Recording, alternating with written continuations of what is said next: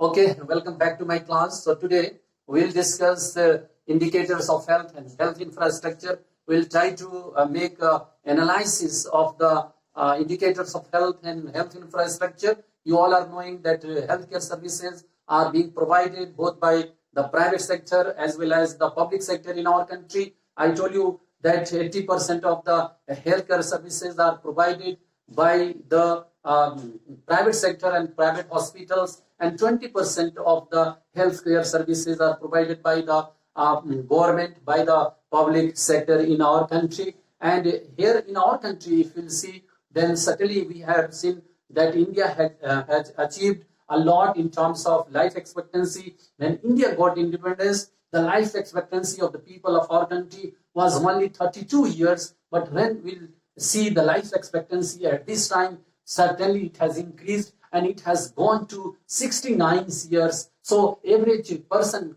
those who are taking birth this time, they are expected to survive for 69 years of age. But when we make the comparison with other countries, with China, with America, with Japan, then we are still lagging in this life expectancy. In our country, let us say infant mortality rate has declined, but when we make the comparison with other countries, then certainly we have to do some more work in the field of infant mortality rate, and still we have to reduce the infant mortality rate. And as far as the maternal mortality rate is concerned, then still the maternal mortality rate of India is high in comparison to our neighboring countries. So today we'll make the analysis. Other side we'll make the analysis of the health facilities available to male and female, and health facilities available to the rural and urban people, health facilities available to the rich and poor people in our country. So let us discuss this. Health status of a country can be assessed through indicators such as infant mortality rate, maternal mortality rate, life expectancy, and nutritional levels. I have taken one table, and this table explains the this table make the comparison of the health indicators available to the people of India, China, and USA. So infant mortality rate, this is calculated out of 1,000 live births, and in 2013 the infant mortality rate of India was 41. 41 means out of 1,000 birth, then 41 of the child they die before attaining the age of 1 year. In China they die only 12, and USA it was only 6. So infant mortality rate in these three countries, the infant mortality rate was highest in our country, in India. Then maternal mortality rate is calculated out of 1 lakh live birth, and this data is given for 2017. So this maternal mortality rate means the death of the woman at the time of giving birth of the child, and this is the average maternal mortality rate was 122 in our country, but in China it is 29, in USA it is 17.4. So in comparison to all other countries, the maternal mortality rate is still highest in our country. But if you'll see in our country, there are some states where the maternal mortality is highest. You take the example of Assam, then Uttar Pradesh, Madhya Pradesh. These states, they are having the maternal mortality rate. Their maternal mortality rate is more than the average maternal mortality rate. The average maternal mortality rate of India is 122, but in Assam it is 215. So, but other states, you take the example of Kerala, you take the example of Maharashtra, Tamil Nadu, they are having the maternal mortality rate less than the Indian average. So here life expectancy is given for 2018, and India 69, and certainly we can say this is the achievement for India. I told you when India got independence, the life expectancy was only 32 years. But India has increased the life expectancy because of the availability of the healthcare services in our country. So healthcare services are available to the people of our country, and because of the good healthcare services, we can say this has increased from 32 years to 69 years. But when we make the comparison with China and USA, then certainly it is in out of all these three, it is lowest. So India has 17% of world population, but it bears 20% of the global burden of diseases. So let us see in our country, let us say there's 20% of the global burden of diseases are found in India. Out of 100%, the 20% are from India. We can say out of 100 sick person in the world, if suppose 100% are sick in the world, then 20% are from India, though India constitutes only 17% of the total population. In India, more than half of the GDP, means global burden of diseases, is accounted for by communicable diseases such as diarrhea, malaria, and tuberculosis. Every year, 5 lakhs children die due to waterborne diseases. So, 5 lakhs of the children are dying every year due to the waterborne diseases. Malnutrition and inadequate supply of vaccines lead to the death of 2.2 million children every year. So 2.2 million children are dying every year in our country, and this is only because of the malnutrition, and it is because of inadequate supply of vaccines to the public health centers in our country. 38% of the primary health centers have the required number of doctors, and only 30% of the public or primary health centers have sufficient stock of medicine. It means 70% of the primary health centers do not have adequate amount of medicine, and let us see 62% of the primary health centers do not have adequate number of doctors and adequate number of nursing staff in our country. This is the position of our country. And if you see next one, the women's health status in our country, you all are knowing that women constitute about 50% of the total population in India. They suffer the most as compared to men in the area of education, employment, and healthcare. So women are constituting 50% of the total population, but as far as this education, employment, and healthcare is concerned, they are having the disadvantages in comparison to male in our country. There is growing incidence of female feticide in the country, as there is decline in the child sex ratio from 927 in 2001 to 914 in 2011. So due to the female feticide, due to the preferences of the male child in our society, then what is happening? The sex ratio is declining in our country. Child sex ratio. The child sex ratio means the male and female should be equal in the total population. But what happens? Let us say day by day the sex ratio is declining. The number of females are declining. Out of 1,000 male child, there are only 914 female child in our country, and this is the disparity in the population in our country. And if this goes continuously, then certainly this can create problem in future.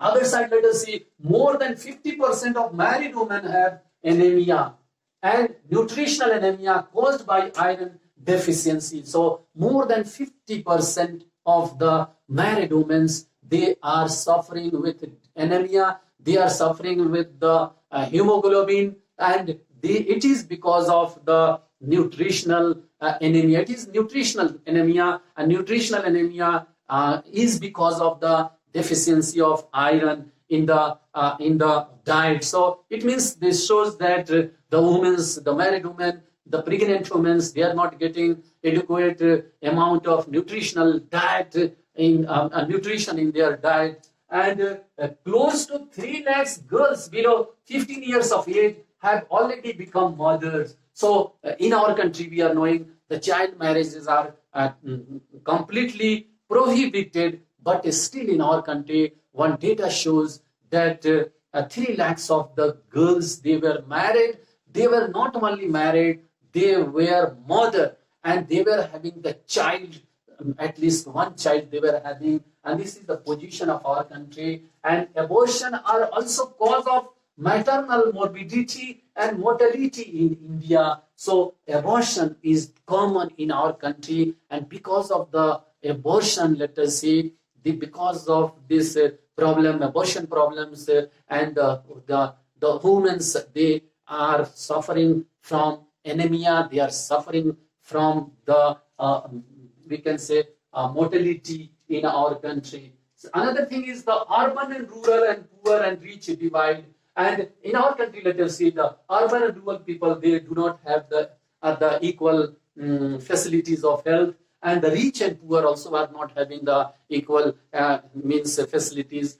Means the facility available to the people of our country are not equal. The rural people and urban people, the rich people and poor people, they do not have the equal facilities of health services. So let us see here, 70% of the India's population lives in rural areas, but only 20% of the hospitals are located in rural areas. So what happened here? We have seen that 70% of the population are living in rural areas, but rural areas are having only 20% of the hospital, and even that hospitals do not have the number of doctors, adequate amount of nursing staff, and doctors are not available in the hospital, in the primary health centers. And out of about 6.3 lakhs beds in government hospital, roughly 30% are available in rural areas. So there are only 0.36 hospitals for every 1 lakh people in rural areas, while urban areas have 3.6 hospitals for the same number of people. It means, let us see the number of hospitals available in rural areas per lakhs people, it is also not equal in both rural and urban areas. Here in the rural areas, let us see, it is only 0.3 hospitals out of 1 lakhs population, and in urban area 3.6 hospitals per lakhs of the population. The public health centers located in rural areas do not offer even X-ray or blood testing facilities. So the hospitals available into the rural areas do not have the X-ray facilities, do not have the blood testing facilities. Villagers have no access to any specialized medical care like pediatrics, gynecologist or anesthesia, etc. So the hospitals available into the rural areas do not have the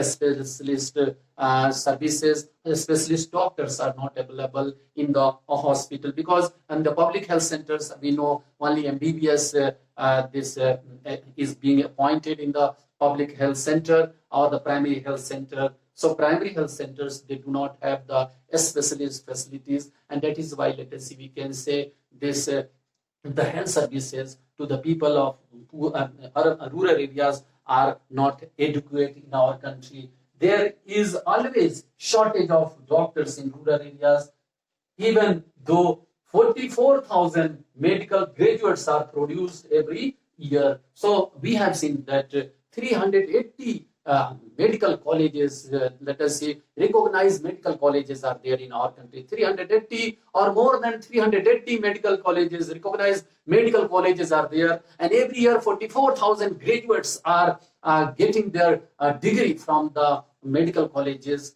But what happened in our country? There is a shortage of doctors into the hospital. There is a shortage of doctors in the primary health center or the community health center or in the let us see the sub centers, and it is because the doctors, they used to migrate to foreign countries and they used to settle in the urban areas. They do not want to go into the rural areas. The poorest 20% of the India's living in both urban and rural areas spend 12% of their income on healthcare, while the rich spend only 2%. So the rich people of our country, they spend 22% of their income on the healthcare services, and the poor people, 20% of the India's poor people living in both urban and rural areas, they spend 12% of their income on the healthcare services. So here what we have seen,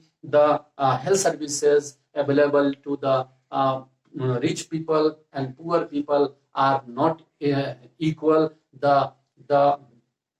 We can say the health services available to male and female are also not adequate in our country. And certainly, let us say, that government must do something. Government should open more and more hospitals into the rural areas. Government should, let us say, provide compulsory doctors and specialist doctor into the rural areas. Not only that, government should, let us say, make awareness programs, and so that the people of the village area should get education in terms of nutrition. Women should know the value of nutrition.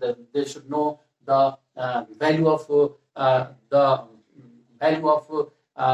we can say nutrition in their diet, and so that, let us say, the health status of the male and the female can be improved, and the health awareness among the female also should increase. And certainly, let us say, government should decentralize the medical facilities in our country. And apart from this, let us say, government should start several programs especially for the rural people, so that the health status of the people of our country should improve. I think this class is clear. This concept is clear to all of you. Okay, thank you.